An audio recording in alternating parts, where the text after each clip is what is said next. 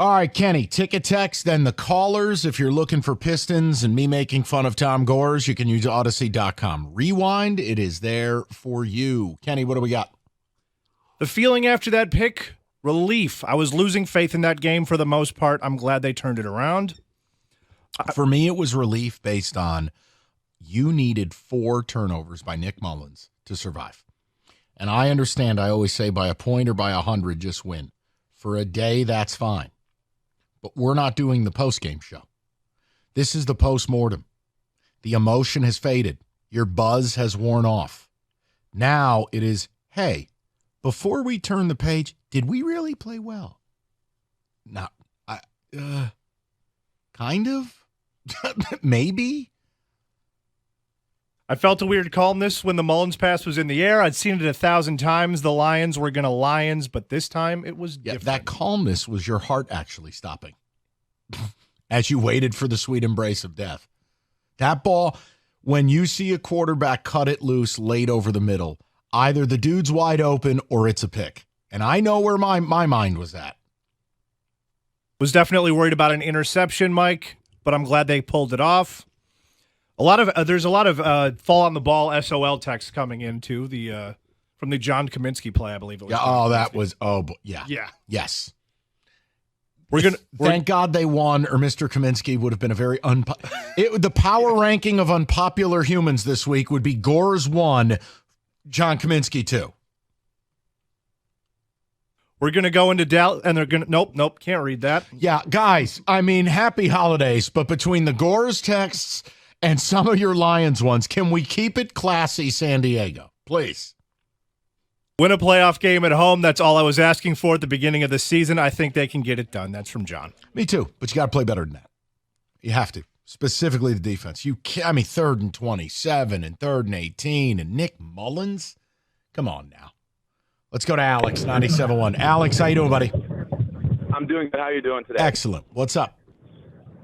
I just hit the point I was going to say about John Kaminsky. That was the most same old Lions play. We could have just ended it right there, he doesn't jump on it. So instead you're thinking, all right, 3rd and 18, and then a 19-yard play. You're like, okay, this is how we're going to lose it. And then I know our defense, they got 4 picks, but they're terrible. Like, Nick Mullens just torched our defense. And then earlier today, I think it was Gator that was talking about, why are you afraid of the Rams and Stafford coming? The Lions are a better team. Because Nick Mullens just torched us. And Stafford knows exactly how to just carve apart our defense. And looking at why they kicked out Jared Goff, a little bit of pressure, he gets happy feet and just throws the ball. It's under at his receiver's feet or overthrows them. And McVay and them know exactly what his weaknesses are and know how to exploit them. And so they're going to feed off on the Lions. So honestly, the worst case scenario for me was the Rams, and I think we're going to get the Rams, and Stafford's going to throw about 4 touchdowns and 550 on us. Let's not get carried away. I understand some of the concern. I mean, the weapons are legitimate between Kupp and Nakua. Kyron Williams has been a thing. But here's the one thing you can rest easy with. When your O-line's healthy, you're now 6-0. Someone's got to step up and beat you when the big fellas are healthy up front, Alex. And remember, the Rams would have to come into what I think is going to be the most hostile wild card weekend venue in the league. You guys are going to bring it. And I'm picking you to win. I don't care who you play in that first game. After that, well, that's a different conversation. Keep the faith. I got a question for you. Yeah. Sorry to cut you off there. No, you're good. What's your thoughts on Goff in the playoffs, actually? Because like you said, him going to Philly, that is just a disaster waiting to happen if he has to play outdoors. Him in Philly or him in Dallas or him in San Francisco, yeah, it's a different conversation. Hey, if you want to dream, if you want me to start dreaming, you got to win Saturday. Win Saturday. It opens the door to all that conversation because you will have potentially opened the door to another home playoff game. But I can't. I'm not ready to go there yet. This defense has got to play a different level of football for me to go there, to dream. The dream right now is just win the first game. Let's go to New Yen, 97.1. What's going on? Hey, how you doing? First of all, I'd like to say thanks a lot for taking my call. Yeah. First thing I'd like to say is, Tom Gore, if you're listening, this is New Yen. You can't cheat everybody, buddy. You cannot cheat the people of Detroit. You look at some of the greats. You look at the George Steinburners. You look at Dr. Butts. This gentleman is walking around with a pinky ring on his last two fingers. That means something. People who know, they know that means something. You look at the way you're dressed, the way you show up. If we want celebrities to show up, we have Sada Baby, we have Big Sean, we have all the locals. We got celebrities that show up to the game.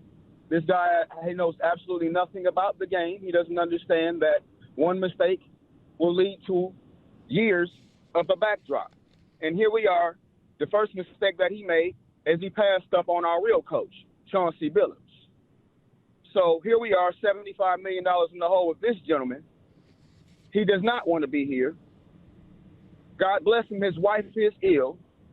The minute anything happens, he's definitely not in tune.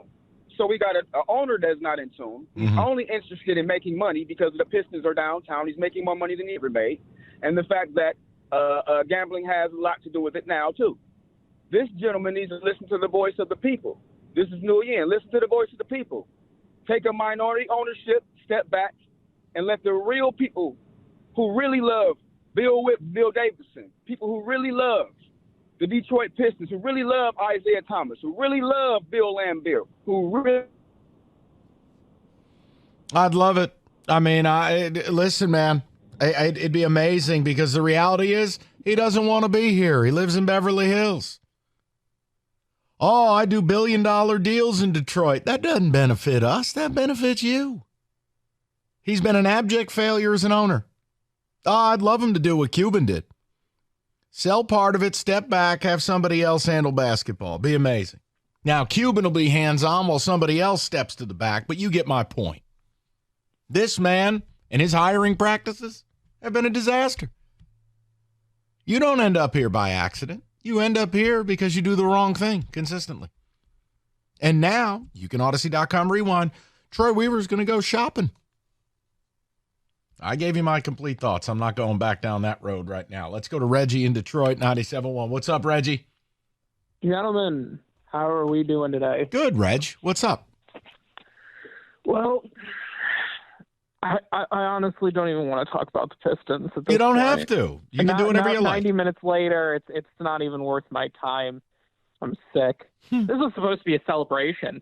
I was supposed to be going over to the men's warehouse and pick out my tuxedo so I could be in the box with you guys for that home playoff. Oh, Reggie's ready. You're ready for the wild card game. Oh, absolutely, I'm ready for the wild card game. But I'm going to tell you this: that Dallas game, that's going to be a true test. That right there is a playoff game. Now, I get that we didn't look great against Nick Mullens, but I really think the game plan was we're going to let this guy beat us. We're going to take away the run, which they did. I think 17 total yards rushing. We're going to say we're going to put it on this guy's back, and if he could beat us, then we don't deserve to win this game. And my heart sank when John Kaminsky doesn't fall on the fumble. My heart sank when that ball's floating to Justin Jefferson, who's standing on the goal line. Everything about that has me curled up in a ball with my eyes closed going, please don't let this happen again. And it didn't. I know. And that's the difference. And that's what makes me think, okay, I'm not delusional. I'm not making this grand statement of they're going to go down to Dallas and they're just going to beat the hell out of Dallas and we're going to take the 1 seed. But take a deep breath. It's okay. It's different. The culture's different. Yes. There's general belief. There are the guys on this team who knew how miserable it was to be on this team. But there's enough new blood who know what it takes to win. You know what I love seeing? I love when Campbell in the postgame in the locker room brought over Decker and Ragnow and some of the OGs, some of the guys who have lived through so many regimes and so much failure. I love that Taylor Decker was emotional. I love in a day and age where it's really hard to figure out if your players truly care about anything beyond the paycheck. I love the fact there were guys here that were really moved. It means something. Campbell being a part of that 0-16 team, to be the one that guided them to a place that was unimaginable when he played. Yeah, Reg, and it matters. It felt great. We get into a lot of like, team propaganda and everything. But if you look on the Lions YouTube page, that there's the clip from right before the season where he makes them all turn around and look at last championship, last division, last playoff win.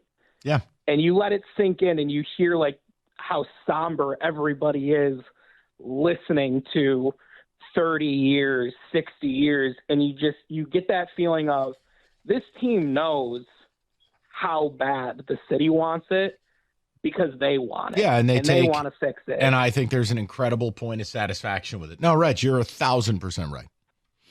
And that's, look, especially when you juxtapose it with the Pistons. Like, that's all we want. We want a team to be accountable. We want a team to be a winner. We want a team to care. And we want a connectivity. And right now, it's just couldn't be further apart.